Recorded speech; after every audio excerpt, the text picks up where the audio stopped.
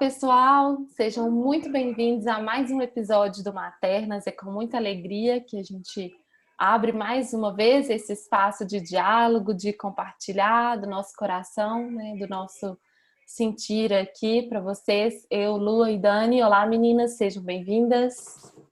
Oiê, oi Dani, oi Mari, que prazer estar aqui mais uma vez, mais uma semana. Queria dizer que essa semana eu fui surpreendida com uma mãe compartilhando um link do Maternas num grupo e ela nunca tinha falado nada e ela já mandou um link assim, gente, vocês conhecem mais esse trabalho aqui da Lua com a Mari e com a Dani, vocês precisam conhecer. Eu disse, que legal, obrigada. Eu acho que o Maternas está chegando a muitas pessoas, eu fico muito feliz. Ai, que delícia! Amei saber disso. Oi, meninas. Oi para todo mundo que está aqui. Que gostoso, né? Sentir que o trabalho está voando. E o quanto também nos abastece. A gente está sempre aqui falando, né, que o Maternas não é só para o outro. E acho que todo trabalho, aquilo que a gente serve para o outro, na verdade, é o que a gente precisa, né? Sempre relembrar, pelo menos para mim faz muito sentido. Cada vez que eu atendo uma mãe, eu também estou revisitando a minha maternidade, eu também estou tendo a chance de olhar. E acho que esse é um convite aqui para o grupo. E eu queria trazer um tema que eu recebo, né, muitos pedidos, até para fazer live, para falar sobre isso, para falar aqui. E também já foi um tema meu, que aí eu vou compartilhar um pouco do meu processo aqui. Mas filhos, né? Filho único, ter mais de um. Como é que a gente sabe? Como é que a gente decide se é um, se é mais? Eu acho que é uma questão que permeia muitas famílias. Aquela dúvida entre aquilo que eu sinto, aquilo que eu desejo, mas aquilo que não está encaixando aqui na minha mente. Enfim, acho que são muitas questões, muitos medos que permeiam, né? Uma escolha, principalmente quando a gente já tem um. E aí, acho que quando a gente não tem, a gente não sabe o que nos espera, né? Então, a gente vai na fé. E aí, como é que a gente faz? Para no primeiro, insiste mais, abre a portinha, né? Como a Lua aí nos inspira. Mas vamos falar sobre isso? Eu acho que é um tema que pega muito atualmente. Ô, Dani, assim. Você falou que antes é mais difícil, né? Às vezes da pessoa ter essa sensação, assim, mas a gente vê muita gente decidindo antes, né? A gente vê muitas pessoas já, assim, até, vejo mais especificamente em relação a um filho. A pessoa fala assim, não, eu quero ter só um e é isso, né? E aí também fico pensando como que a vida às vezes nos surpreende, porque às vezes a pessoa tem isso na mente dela, quero só um, mas aí vem um bebê surpresa, né? Um segundo, ou até um terceiro depois. E aí também, né, como que deve ser, né, lidar assim com algo que você já estruturou tanto na sua cabeça, assim, planejou tanto na sua cabeça, e aí a vida vem e faz uma reviravolta, né? Ou o contrário, né, Mari, também, de você dizer assim, eu quero 3, e aí você tem um primeiro e diz assim, Deus me livre, só quero um, nunca mais eu quero mais filho na minha vida. Também. E até que ponto a gente tem uma controle, né, sobre isso? Acho que esse é um ponto. Até que ponto a gente tem controle e poder de decisão sobre isso? Lidar também que o nosso querer, o nosso desejo é bem diferente do que às vezes acontece, do que a realidade nos que traz. os filhos também nos escolhem, né? E apesar da gente ter um certo controle, assim, em relação né, à gravidez, tem casos também de pessoas que o marido já fez vasectomia, que, né, e a pessoa é mesmo assim engravida, assim, tem casos milagrosos, então às vezes, né, a escolha realmente sai do nosso controle aí. Como é que foi Dani, para você quer você, falar? Lu? Me conta Eu... primeiro, assim, sei que já está no quarto. Como é que foi para você, Lu? Conte para nós. Meus filhos, nenhum deles foi planejado. Eu sou péssima de planejamento, assim, para tudo. Eu tenho uma grande dificuldade de me planejar, de pensar na frente, tal. Assim, sou muito de humanas nesse sentido, de fazer conta, tal. E João veio num momento mais adverso possível. Eu tinha acabado de me mudar para São Paulo para fazer uma pós-graduação. Era casada há 6 meses, menos, talvez, sei lá, um pouquinho. E fui para São Paulo e a ideia era passar 3 meses e voltar para São Paulo. Eu estava trabalhando em Recife, voltar para Recife. Eu estava trabalhando em Recife, Pedro estava trabalhando em Recife. A vida estava acontecendo lá, nós tínhamos todos os nossos amigos lá. E aí eu fui fazer esse curso. Um mês que eu fui fazer esse curso, a coordenadora do curso me fez um convite para trabalhar com ela numa empresa que ela estava abrindo. E eu fui muito pega de surpresa por isso, porque eu jamais planejei isso para minha vida. Assim, não foi um negócio assim, vou para São Paulo. Jamais. E aí, o que foi que aconteceu? Pedro, eu liguei para Pedro, né? A gente casado, eu disse, amor, recebi esse convite, e ele disse assim, aceita que a gente vai. Né? A pessoa é louca também, igual a mim. E aí, quando ele chegou em São Paulo, a gente estava um mês sem se ver, aquela saudade, eu tinha dado um tempo na pílula, por indicação da minha ginecologista, porque eu tomava pílula há muitos anos, disse, você vai passar essa temporada em São Paulo, dá um tempo da pílula e tal. Engravidei na primeira noite, depois de um mês sem ver Pedro. Engravidei. Ele tava assim, esperando, né? Ele tava esperando a chance de vir, né? E aí foi muito louco.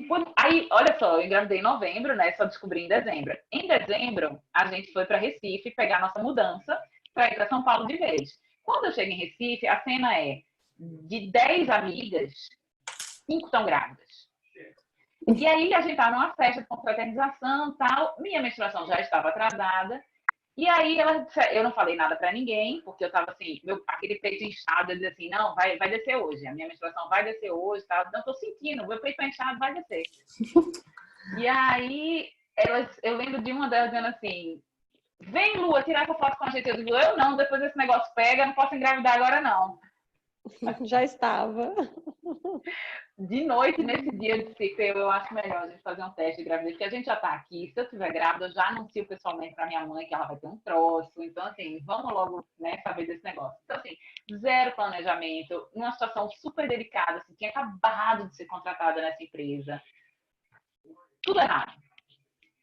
Mas era assim, eu fui muito pega de surpresa, nem pensei se era momento, se não era. Puta, eu tava grávida do amor da minha vida, começando uma vida nova, vamos embora, sabe? E foi uma gravidez muito linda, muito tranquila. É isso, eu sou uma grávida muito feliz, por isso que eu tenho 4, por isso que eu tenho 4. Eu amei muito também ficar grávida, assim, Né, eu achei uma sensação posso... deliciosa. Eu acho que não é assim, e olha, né, que eu tive várias questões na gravidez, mas mesmo assim eu me senti muito bem, assim, né? Eu tenho muita chance de ter gestações gemelares, né? Assim, Olha! Enormes de ter gestações gemelares, porque minha mãe teve gêmeos, a minha avó, mãe da minha mãe, e a tia da minha mãe também. Então, por parte de mãe, eu já tenho, assim, super. Meu pai, na família do meu pai, também tem vários casos de gemelares. E o João, pai dele, no segundo casamento, teve também filhas trigêmeas. Então, tem assim. A chance é real. A chance é real. E aí a gente foi pro primeiro ultrassom, né? O Matias foi super planejado, veio assim também de primeira. E a gente foi pro primeiro ultrassom já assim, tá, se for gêmeos ou trigêmeos, tá tudo bem, assim, a gente já sabe que existe uma chance muito grande disso acontecer, né? E não foi, era só uma. E aí agora, a gente sempre fala, assim, que como é que vai ser, né, dos próximos, porque a gente quer ter outros, e eu brinco com o João que eu venho tentando combinar com Deus, assim, de já mandar o 2 de uma vez, porque eu tava falando aqui em off, né, antes da gente começar a gravação, que por conta da incompetência cervical, eu tenho um receio de ter mais do que 2 gestações pelas complicações que pode ter, assim. Então, que mais uma eu encaro, assim, tranquilamente, mas 3, 4, como a Lua, já não sei por causa da incompetência, não pelas questões de filho. Assim. E isso precisa ser levado em consideração, né, Mari? Assim, você lidar com esse seu corpo que tem essa resposta. Ao mesmo tempo, eu penso também que essas coisas, elas saem um pouco do nosso controle, porque você tem esse diagnóstico, né? E aí você engravida e pode ser que teu corpo te surpreenda tão positivamente, porque o corpo, ele se restaura, né, Dani? Você sente isso também? Muito, muito, né? É uma ilusão esse controle que a gente tem. Eu lembro que eu sempre tive, assim, 2 grandes medos antes de engravidar, que era engordar muito, porque eu sou baixinha, sempre tive mais tendência a engordar. E eu falei, nossa, vai ser muito sofrida a minha gestação. E eu tinha asma alguns anos antes de engravidar, então eu tinha muito medo até desse sobrepeso me causar falta de ar, enfim, ser uma gestação difícil. Gente, nada disso aconteceu, né? Eu emagreci antes de engravidar, no começo da gestação eu emagreci mais ainda. Então, ao total eu engordei 8, 9 quilos. Nossa, nada. Eu tava mais magra do que eu tô hoje quando a Cecília nasceu. Você tem ideia? Foi muito tranquilo, assim, né? Mas aí eu vejo como a gente não tem controle sobre as coisas. E quando eu penso, né, assim, enfim, a gente já está num processo mais elaborado hoje, ter ou não mais de um filho. E eu acho que essa é uma via mesmo que passa pelo nosso emocional, pelo nosso corpo, né? Sentir se tem espaço para esse filho. Para que mais um filho? Porque às vezes muitas mães me escrevem assim, mas eu tenho dó, né, do meu filho, dar um irmão. E eu sempre falo, gente, filho não é presente para irmão, assim. Não é mesmo? É óbvio que vai ser por tabela, é um grande presente, mas não é por isso que a gente... Esse não pode ser o motivo real, né? Não pode ser, porque isso é um peso, porque você já cria uma expectativa na relação entre os irmãos, porque um vai ser amigo do outro, aí de repente não rola, enfim, aí já começa a dar todas as merdas, né? E é muito louco, porque eu e o João, a gente sempre pensou em 2 filhos, nunca pensamos em um só. E com a Cecília foi tudo, a minha vida é muito leve, né? Não é que ela seja fácil. Eu tenho hoje clareza de que os resultados também é muito de quanto eu me jogo na vida. Mas as coisas para mim fluem. É como se a vida falasse assim, é para se jogar, eu me jogo e a vida devolve para mim aquele risco que eu banquei, sabe?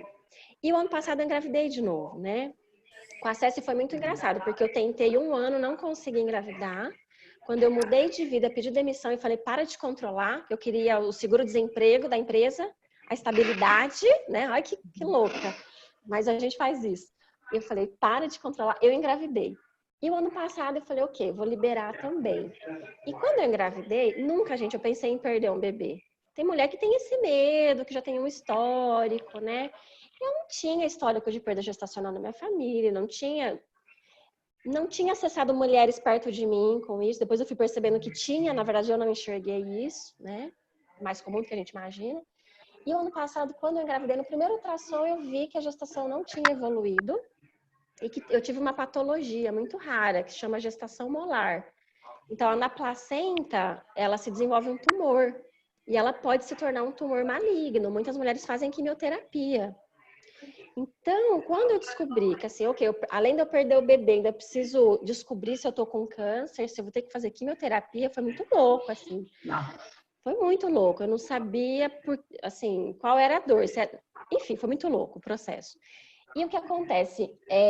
Eu precisei 1 ano para o médico, era o tempo de eu poder me acompanhar, ver que estava tudo bem. O meu não foi um tumor maligno, eu não precisei fazer tratamento algum, mas eu precisei acompanhar mês a mês, através do exame de sangue, porque o beta continua dando como se a mulher estivesse grávida ainda, mesmo após a confirmação de não gravidez.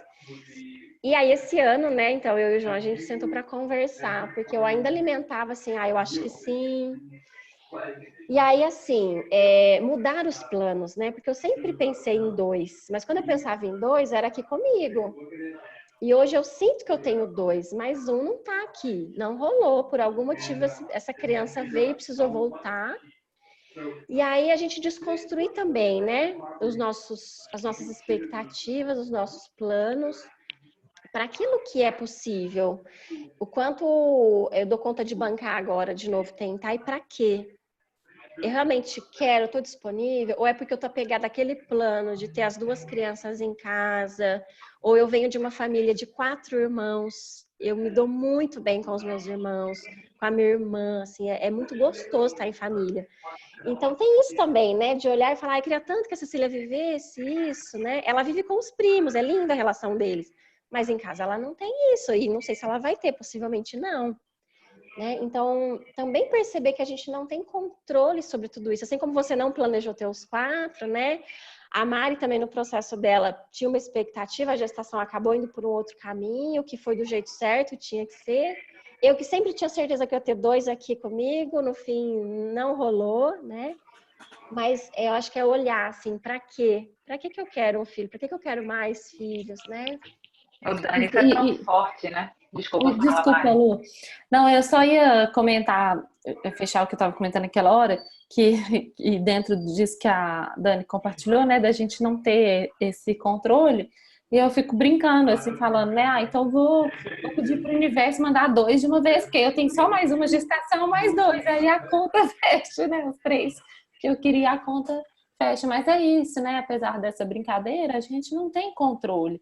E também, como você disse, Lu, por mais que você tenha um diagnóstico, o nosso corpo, né, que eu tenho um diagnóstico, o nosso corpo ele é muito capaz também, né, de lidar com as situações de maneiras muito diferentes. Todo mundo fala isso, né, quem tem mais filhos, ou quem já teve mais de uma gestação, cada gestação é única, né, o seu corpo dá respostas diferentes, nunca é igual, né, e também, assim, quando Dani fala, né, dessa pergunta, né, do para quê, aí eu fiquei pensando aqui, assim, tem uma resposta, tem uma resposta certa, assim, para esse para quê? É dúvida mesmo, tá? Assim, eu não tô dizendo assim, sabe? Como é que a gente sabe? Imagino que já devem ter perguntado, né, pra Dani, assim, qual para quê é a resposta certa? Tá entendendo? Que eu tô Muito bom isso, Mari, porque eu sinto, eu também recebo, inclusive eu fiz recentemente 2 atendimentos de mulheres que elas tinham filhas únicas e elas estavam na dúvida se tinham ou não. E eu acho muito maluco você consultar uma pessoa, seja o seu analista, seja o seu ginecologista, seja eu, educadora parental, para ouvir do outro sobre isso, porque essa resposta, ela não tem uma resposta certa, não está no outro. Ela não está nem no seu companheiro, porque assim, vocês dois têm Joões, né? Você é João, né? Daí você é João, né, Mari? Mesmo que seja um desejo muito grande dos maridos, dos companheiros, dos Joões de vocês, ter mais um filho, cara, essa decisão, ela é muito, e ela precisa ser muito da mulher. Porque no final, é pro nosso lado que a corda arrebenta. É a gente que vai ter que lidar com hormônio, com corpo, com peito, com parto, com coisas que, por mais companheiro que esses companheiros sejam, né, eles não entram nesse momento. Então, essa decisão é uma decisão muito da mulher. E aí eu tenho, ao longo desses 11 anos de maternidade, pensado a maternidade de um jeito muito mais crítico. Pensando muito nesse para que ter mais filho.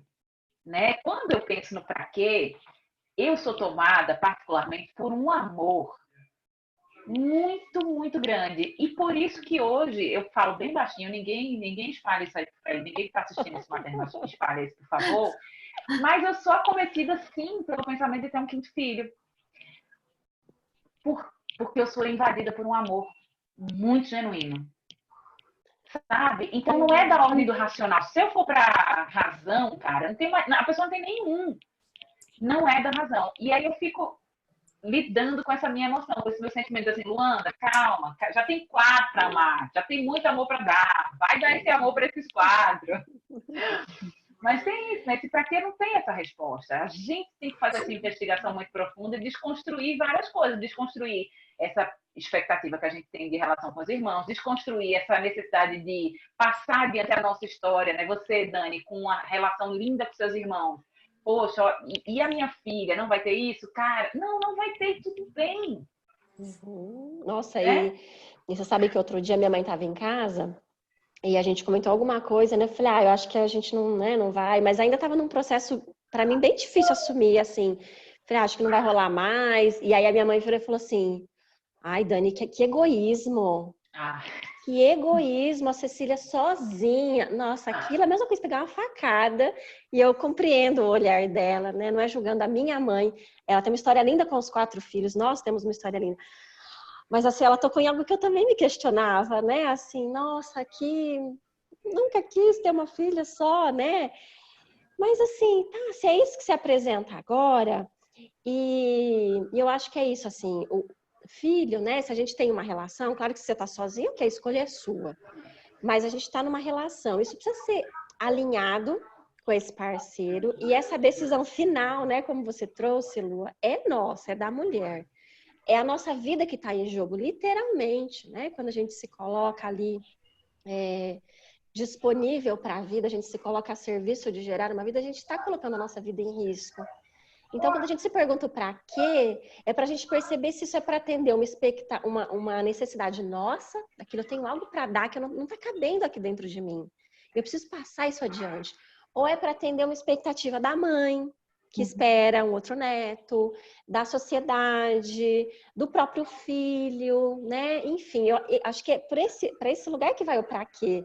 Que expectativa tem eu tô que querendo vir de atender? dentro da gente, né? Esse para quê, ele não pode ser, ele pode ser qualquer razão, como a Lu trouxe a dela, que é o amor, pode ser qualquer razão que seja minha, né? Se for a razão não no sentido de racional, né? Mas no sentido de motivo. Se for algo que seja externo, aí acho que, né, cabe a gente ponderar. Agora, sabe outra coisa que me vem aqui, meninas? Nesses questionamentos, né? Vai ter pessoas que vão, às vezes, sem se questionar, já dizer, não quero ter outro, quero ter um filho. Assim como, às vezes, a pessoa também vai tomar a decisão de não ter nenhum filho, como a gente já falou, né, em outro episódio do Maternas. Mas será que pode acontecer dessa decisão também não vir de um lugar real, de um lugar interno, consciente? Uma decisão que vem, assim, de não querer ter mais por medo, né, por insegurança, por questões que... Então, assim, quero dizer, às vezes tem um desejo, mas aquele desejo está escondido por trás de questões, sabe? E aí? Tem muito. Eu estava até essa semana, né? Na escola da SES a gente falou sobre o dia de São Micael, né? E a gente trabalha muito a coragem para enfrentar os nossos medos, né? Então, sentir assim o que é que nos toca, qual é o caminho que às vezes a gente deseja, mas às vezes o medo é tão grande, principalmente quando a gente está desconectada da gente. Quando a gente olha para o externo, né? Hoje, vamos olhar assim, o nosso cenário, a gente não tem nenhuma lógica a gente ter filho. Para mim, pelo menos, né? Se eu fosse usar só a razão para fazer uma decisão, meu Deus, o que é isso? Para onde nós estamos caminhando? Como vai ser o futuro dessas crianças? Né? Como é que a gente olha para a infância, para a educação, para as políticas públicas? Enfim, para uma série de questões que... abre uma aspas aqui. A gente pode olhar para isso, se conectar com isso e acessar um medo profundo. E assim, não chega, não vou, não quero colocar mais uma criança para passar por tudo isso. Chega.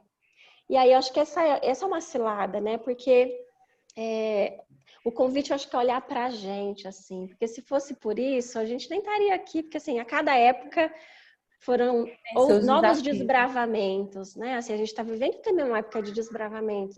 É isso que está rolando pra gente agora, desbravar. E que os nossos filhos vão participar desse processo. Já estão participando e vão participar. Mas eu acho que é conectar com a nossa essência, assim, com a nossa verdade. Silenciar, ouvir, sabe? O que me move, o que me toca. Porque tem muito ruído externo, né? Muita opinião, e a gente pode acessar esse medo muito fácil. E às vezes fazer uma escolha baseada no medo. E não realmente, né, no amor e naquilo que eu me conecto, sabe? Acho que quanto mais desconectada da gente, a gente tende a ir para esse lugar. Tem uma outra coisa também que eu vejo hoje, assim, a gente se coloca nesse fluxo da maternidade e às vezes a gente não para questionar. Então, do mesmo jeito que tem muitas mulheres questionando se tem filho ou não tem, acho que esse questionamento é incrível, a gente já falou sobre ele aqui. Sou muito crítica hoje da maternidade. Aí tem o primeiro, tem o segundo, não tem o segundo, aí fica nesse embate. E aí, às vezes, esse segundo vem e as pessoas tentam controlar, né? Então, assim, vou ter perto para eles serem amigos, ou vou ter perto para o trabalho ser todo de uma vez.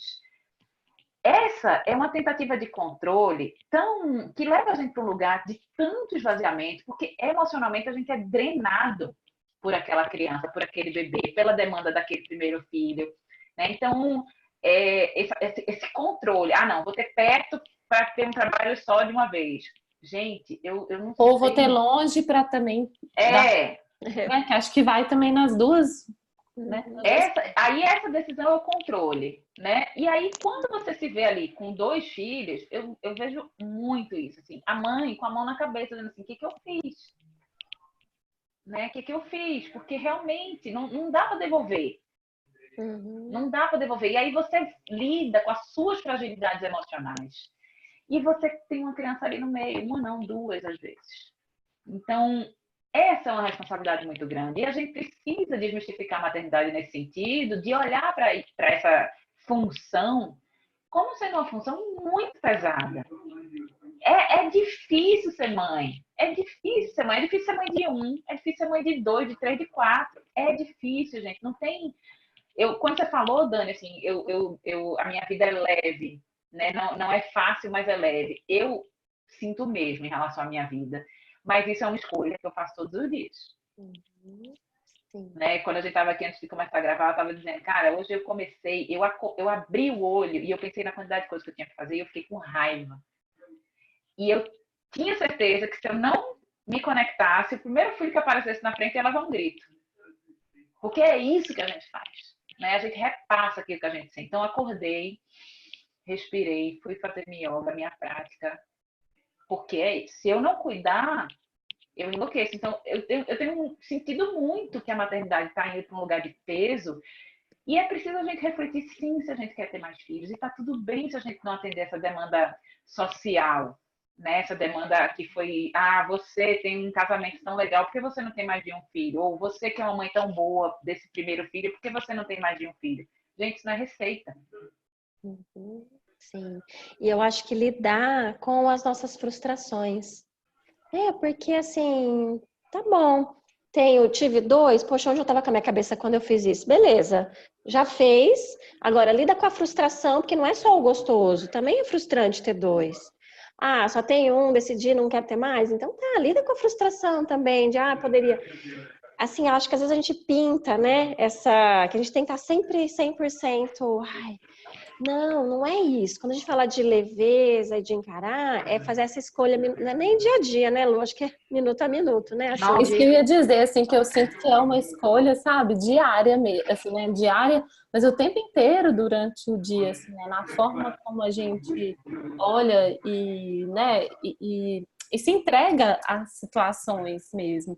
Eu não esqueço de quando eu voltei para uma consulta pós-parto com o meu médico, ele me pediu uns exames e falou assim, Mari, a gente vamos acompanhar, entender melhor o seu caso, assim, fora da gestação, como é que o seu colo do útero pra gente poder, né, depois, se você quiser ter mais filhos, pensar. E aí eu trouxe para ele, falei, Guilherme, eu quero ter mais filhos. Ele falou, então tá tudo certo, é super possível, a gente vai olhar para isso. E achei lindo, assim, a leveza dele como médico trazer isso para mim, sabe? Ele falou, como que é o seu plano? Eu brinquei, por enquanto o plano é 3. E aí ele falou, então tá, a gente vai lidar com isso, a gente vai entender como que o seu corpo funciona com esse diagnóstico e vamos lá, vamos batalhar para você, né, ter o que você quer. Então acho que é isso, sabe? É fácil? Não é, tem suas questões, mas vamos lá, né? Se a gente se vê de dentro, se a gente sente que que aquele é um caminho pra gente, então vamos trazer isso de uma forma que a gente possa respirar, né? Acho que quando a gente fala de leveza, é essa possibilidade de respirar diante das situações, né? Não que as situações não vão acontecer, mas é a gente estar presente nas situações, respirando, sem estar parecendo que tá com o nariz tampado e você tá dentro da água sem conseguir respirar. Uma pergunta que me fazem muito, eu queria dividir, ouvir vocês, né? Assim, só tem um filho, ele vai ficar traumatizado? Olha, gente, vou partir de um princípio. Trauma qualquer filho vai ter. Se ele vem de família de 4, o trauma dele é porque ele não tem exclusividade, ele nunca tem tempo para ele sempre divide os espaços. Se ele é o segundo, olha, gente, uma coisa eu tenho certeza nos atendimentos que eu faço, não dá para passar imune dessa. Então, o que vai ter trauma? Vai. Assim como se ele tiver o irmão, ele também vai ter, o irmão vai ter, o terceiro, o quarto, o quinto. E não é por isso que a gente precisa decidir, né? Mas eu acho que aí sempre passa pela vida, né? Qual é a sua dor de ter também um filho? Né? Qual é a frustração que você está enfrentando, está tendo que olhar, está sendo convidada a olhar? E eu sinto também que é uma questão assim de como a gente relata aquilo, né? De como a gente constrói essa história, sabe? Quando eu penso, por exemplo, que numa próxima gestação, né, eu vou passar pelo processo de circulação, vou precisar ficar de repouso, já passou na minha cabeça assim, será que para o Matias estar com a mãe de repouso vai ser algo traumatizante? E aí quando eu penso nisso, né, assim, porque eu vou ter que me ausentar de várias coisas da vida dele, né? Então como que vai chegar isso para ele? Aí eu sempre trago para mim assim, isso vai chegar para ele como eu disser disso para ele, sabe? Claro que ele tem os sentimentos dele, ele vai ter as emoções dele diante da situação que eu não posso interferir. Mas se eu já coloco essa situação como uma situação traumatizante, é assim que ele vai absorver. Agora, se eu coloco essa situação também com leveza, com uma realidade que é né, minha, do meu corpo, que ele também vivenciou quando estava dentro de mim, é outra história. Então, assim, eu acho que a gente também conta histórias para os nossos filhos, sabe? E na maneira como a gente conta essas histórias, muitos traumas também ficam localizados muito mais pelo nosso discurso do que pelo trauma em si. Faz sentido? Nossa, muito. Perfeito. É muito interessante, né? Que às vezes vem pessoas no meu consultório, assim, o atendimento, e fala: porque a minha mãe engravidou e não fui planejada, e é como se aquilo fosse, né? Ou os meus pais eles iam se separar e minha mãe descobriu que estava grávida. Eu falo: olha, vamos desconstruir essa historinha que te contaram. Vou te contar que não foi bem assim. Te contaram uma lorota, né? Brincando, mas assim, é o olhar do adulto para aquela situação e que, óbvio, a criança vai internalizar esse discurso, né? Então, a gente vai ter um outro trabalho depois que é desconstruir, porque a gente sabe que não é bem assim. Mas passa por isso, como eu olho para essa história, como eu assumo o que é meu, né? Como grande, eu escolho engravidar, tentar engravidar de novo, passar por isso se for preciso, porque tem um motivo aqui e que me fortalece. Então, é isso que você vai passar também para o filho, né? É como a gente olha para a história. Agora, se eu olho para o filho com pena, com dó, porque ele tem que dividir com um monte de irmão, ou porque ele é único, gente, aí não tem jeito. A criança, ela vai sentir esse olhar de pena sobre ela, de qualquer que seja o olhar, né? Então, sempre trabalhar isso, assim, o que isso pega em mim, de que ferida que eu tô falando também, né? Às vezes de ser a filha única, ou de ter dividido, de ter, né? Enfim. Eu acho que para esse processo de tomada de decisão sobre ter mais de um filho ou não, a gente precisa se colocar na equação. E a gente tem muita dificuldade de fazer isso. Né? A gente olha para os filhos, a gente olha para a necessidade dos filhos, a gente olha para a necessidade do marido, a gente olha para a necessidade social, a gente olha para a necessidade da família de origem, né? E a gente não olha para a gente. Então, o convite que eu deixo aqui para quem está nesse processo, enfrentando essa decisão, olhando para essa possibilidade de ter ou não um segundo filho, é que busque essa resposta internamente, que pense quanto você está disponível para expandir o seu amor. E entender que é sobre expandir amor, né? Não é sobre dividir amor, também tem isso. Então, mas isso demanda da gente uma energia. Você tá disponível? E se você não tiver, tá tudo bem. Você não precisa ter essa disponibilidade, você não precisa querer ser essa pessoa que agora você não está sendo. Né? Agora você não vai conseguir enxergar que você tem isso para dar para o mundo. Então, tudo bem. Muito Uau, bom, maravilhoso esse episódio, hein, gente? Quantas coisas, né? Como sempre, todo final de episódio do Maternos eu falo assim, gente, quanta coisa ficou aqui dentro, né? Reverberando, assim.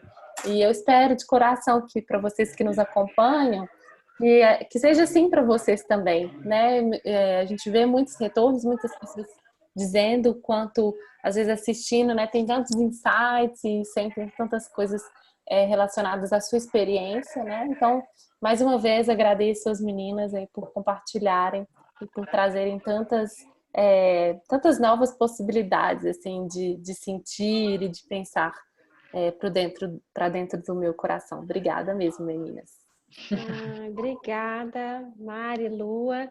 E eu acho que a gente traz aqui, né, muito mais perguntas do que respostas, né? Acho que essa é a proposta. A gente sai daqui cheio de interrogação e com esse convite, assim, acho que o que a Lua trouxe, você trouxe, de olhar para a gente. Olhar o que faz sentido para cada uma de nós e ter coragem de bancar isso, sabe? Ter coragem de assumir, porque não tem um caminho único e não tem um caminho certo. Tem o caminho que faz sentido para cada uma de nós, né? Então, que a gente banque essas escolhas e lide com as consequências também. Muito obrigada, amores. Um beijo, meninas. Um beijo, gente. Delícia. Até semana que vem. Até semana que vem.